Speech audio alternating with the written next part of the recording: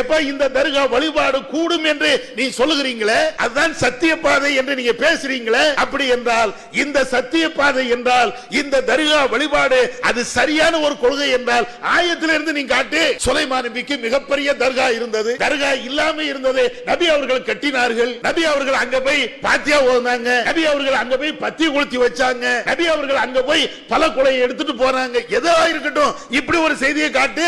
வரலாறை கேட்கக்கூடிய நாமோ சத்தியம் எது அசத்தியம் எது என்று தெரிந்து கொள்ளக்கூடிய நாமோ இந்த கொள்கையை சொல்ல வேண்டாமா? அபூதர் ரிஃபாரி மாதிரி இருக்கணும்னு அவசியம் இல்ல.